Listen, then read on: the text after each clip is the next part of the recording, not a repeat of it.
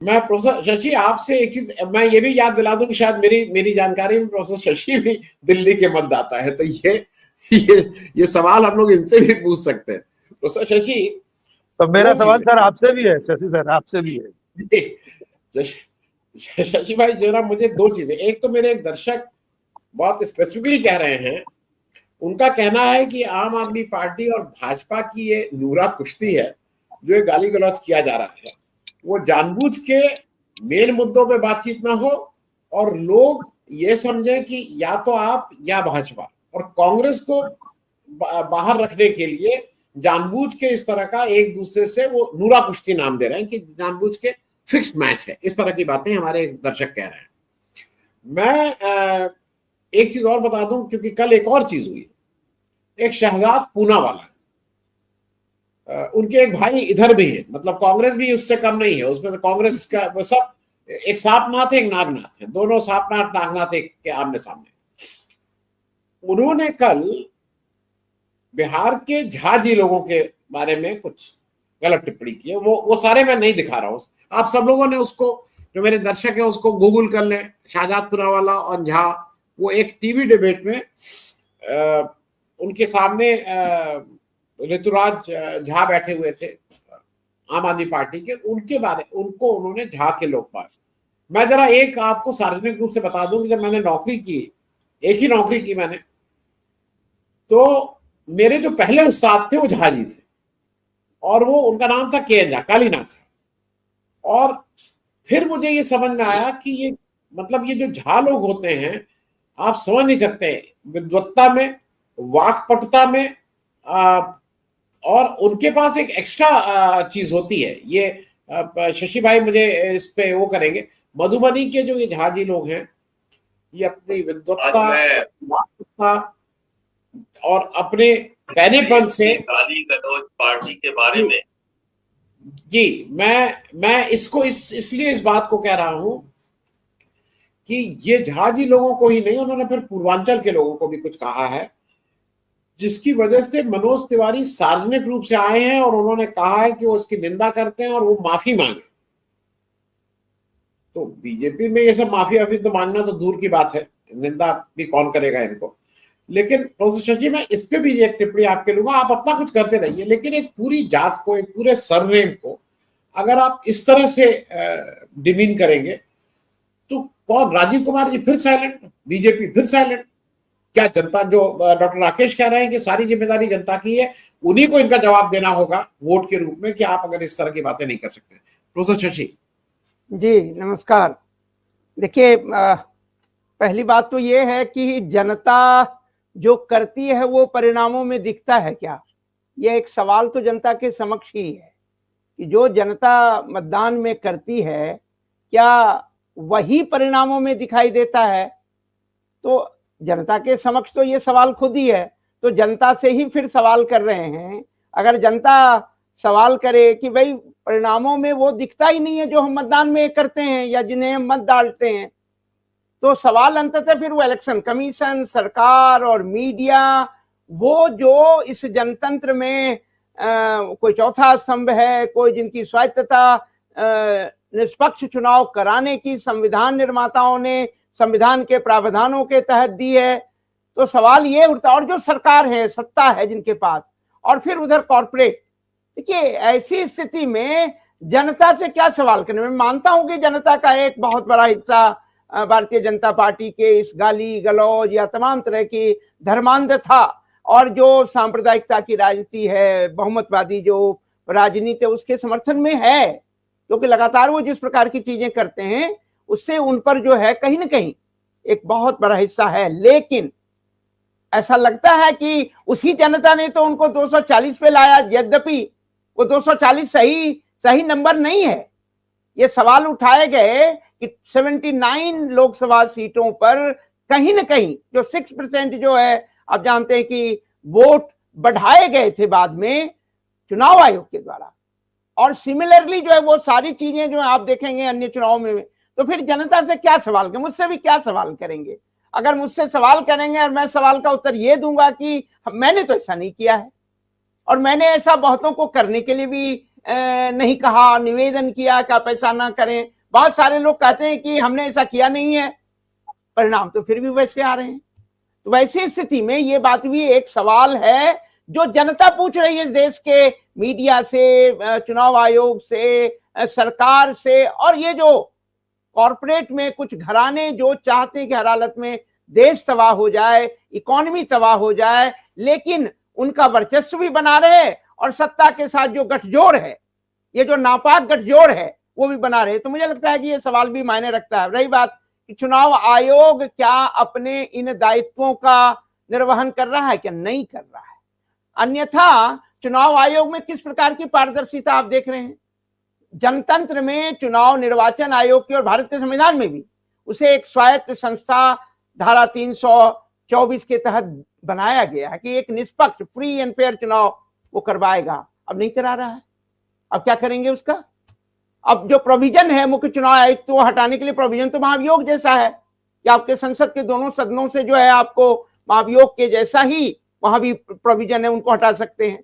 और बाकी दो को हटाने के लिए आपको जो है मुख्य चुनाव आयुक्त के जो है वो रिकमेंडेशन पे राष्ट्रपति के द्वारा उन्हें हटाया जा सकता है। हालांकि राष्ट्रपति ही हटाएंगे उन्हें, लेकिन संसद के महाभियोग की प्रक्रिया के द्वारा, यानी वो प्रक्रिया जो है जजेस की तरह है, सुप्रीम कोर्ट और हाई कोर्ट के जजेस की तरह है। तो सवाल है कि ये स्थिति बनेगी नहीं, और जब ये स्थिति नहीं बनेगी तो वो हटेंगे नहीं, वो हटेंगे नहीं तो वो गुलामी करेंगे, वो भारतीय जनता पार्टी और सरकार की चाकरी करेंगे। अब क्या कर लेंगे। जिस प्रकार से चयन में इन्होंने किया, जो कुछ भी कोर्ट ने कहा, सुप्रीम कोर्ट के चीफ जस्टिस को उसमें रखने की बात आई, फौरन उन्होंने जो है कानून बदल दिया। और उसमें यह कहा गया था कि कानून, जब तक कानून नहीं बनता है तब तक जो है चीफ जस्टिस ऑफ इंडिया जो है वो सिलेक्शन कमेटी के हिस्सा होंगे। उन्होंने एक सप्ताह के अंदर कानून ही बदल दिया। तो आप उनके नियत पर डाउट करेंगे कि नहीं करेंगे। क्यों बदला। सरकार क्यों चाहती है कि ऐसा चुनाव आयोग हो जो उसकी चाकरी करे, वो संविधान के दायित्वों का निर्वहन नहीं करे। तो सवाल यह भी है। उसी प्रकार से अब जानते हैं कि कैसे अरुण गोयल थे, उनको जिस प्रकार से लाया गया न्यायपालिका में, सवाल उठे 24 घंटे के अंदर, फिर आखिरकार उन अरुण गोयल को क्यों हटा दिया गया, या वो क्यों हट गए। कहा तो जाएगा कि हटा दिया, लेकिन क्यों हट गए। तो सवाल है कि वो फिर भी फिट नहीं बैठ रहे थे या कुछ तो रहा होगा। तो मुझे लगता है कि ये सवाल जनता जो है स्वयं, अब सवाल है कि विकल्प क्या है। विधानसभा का चुनाव दिल्ली में हो रहा है, दिल्ली में जो कुछ हो रहा है सबके सामने घटित हो रहा है। आम जनता को या आम मतदाता को ये बुरा लग रहा है, ये क्या हो रहा है भाई, किस प्रकार की राजनीति हो रही है, किस प्रकार की है ना असभ्य और बिल्कुल गाली गलौज ये तमाम। तो सवाल ये उठता है कि जनता कहेगी हाँ हम तो वोट नहीं डालेंगे। अब देखिए कपिल मिश्रा की आप बात कर रहे हैं।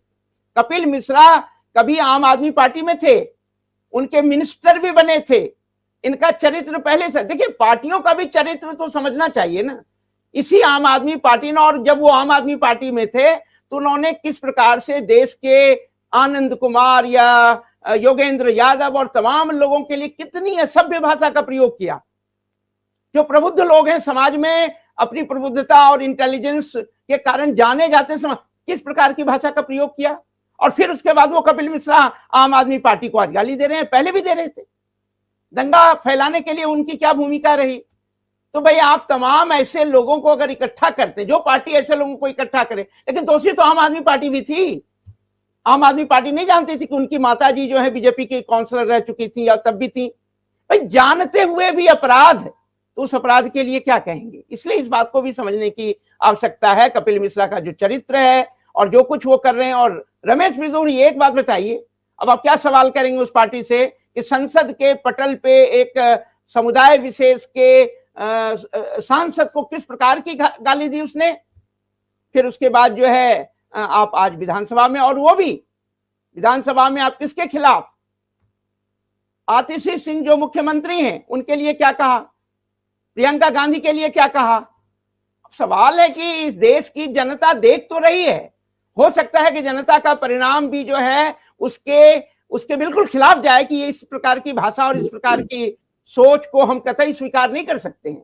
लेकिन वो परिणाम क्या होगा, क्योंकि अभी जिस प्रकार से मोदी जी ने जिस प्रकार से दिल्ली में चुनाव के लिए जो है प्रारंभ किया, वीर सावरकर के नाम पे, वीर कितने थे ये अपने आप में एक क्वेश्चन है।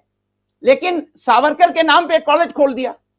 तो सवाल ये उठता है कि किस, अब देखिए ये पे कमीशन मिलेगा नहीं मिलेगा ये तो दूर की कौड़ी है, क्योंकि घोषणा महिलाओं को आरक्षण मिल गया क्या, कहां मिला? तो सवाल ये है, लेकिन इस धोखे के द्वारा जो है वो एक माहौल बनाते हैं, और माहौल में फिर वो चुनाव आयोग के द्वारा जो है चुनाव की निष्पक्षता को बिल्कुल खत्म करके अपनी जीत को सुनिश्चित करने का प्रयास करते हैं, जो लोकसभा में भी दिखा, जो हरियाणा में भी दिखा, जो महाराष्ट्र में भी दिखाते, कि ये सवाल भी है जो हम सबको सोचने की आवश्यकता। रही बात आपने जो झा जी के विषय में, जो देखिए बहुत सारी बातें अजीब अजीब सी किंवदंतियां और इस प्रकार की बातें कर देते हैं, लेकिन ये तय है कोई समुदाय, कोई जाति, कोई धर्म, ये कतई, और कोई क्षेत्र के लोग, वो इन टोटलिटी वो गलत कभी नहीं होते। लेकिन वही बात हो गई कि अगर चावल के दाने में भी अगर एक दाना उठा लेते हैं और कहते चावल तो पक गया, लेकिन ये समाज पे तो लागू नहीं होगा ना, समुदाय विशेष पर तो लागू नहीं होगा। अगर किसी ने गलती की, चाहे वो दुबे हैं या झा हैं या सिंह हैं या यादव हैं, जो भी हैं, लेकिन वो कोशिश क्या करते हैं, पूरे समुदाय विशेष को जो है वो बदनाम करने की कोशिश करते हैं। ये तो समुदाय विशेष को भी सोचने की आवश्यकता है कि भाई ये समुदाय को गाली दे रहे हैं। समुदाय में अच्छे या बुरे लोग हो सकते हैं, धर्म में अच्छे और बुरे लोग हो सकते हैं, क्षेत्र में अच्छे और बुरे लोग हो सकते हैं। हमारे विश्वविद्यालय में भी सब तरह के लोग हैं, सब तरह के शिक्षक हैं, लेकिन अब कोई विश्वविद्यालय को ही गाली देना प्रारंभ कर दे, शिक्षा जगत को गाली देना प्रारंभ कर दे, वो तो बात नहीं बनेगी ना। जो शिक्षक गलत है, जो व्यक्ति गलत है, उसको आप आलोचना का शिकार बनाए, तो ये भी। और जहां तक आपने कहा, बिल्कुल ये बात सही है। मेरा भी एक मित्र है झा, वो बहुत मेरा प्रिय मित्र है, बचपन का मित्र है, और वो लगातार मुझसे बहस भी करता है। कोई दिन ऐसा नहीं गुजरता है जब वो बहस नहीं करता, और बहस में उसकी स्थिति बहुत साफ होती है, वो बिल्कुल मेरे दृष्टि के खिलाफ होता है, लेकिन उसके तर्क होते हैं, वो तर्क लाता है, और फिर उसी तर्क को मान करके मैं भी उत्तर देने की कोशिश करता हूं तथ्यों के द्वारा। ये तो इंटेलिजेंस का जहां तक सवाल है, वो है, वाक्पटुता भी है, वो तमाम सारी बातें ऐसे ऐसे मिलेंगे जो आपको लगेगा कि नहीं कमाल के हैं। लेकिन सवाल फिर वही है, उनके आधार पर भी हम ये नहीं कह देंगे कि पूरा समुदाय, पूरा जो है वो पूरी जाति और पूरी कम्युनिटी बहुत इंटेलिजेंट है।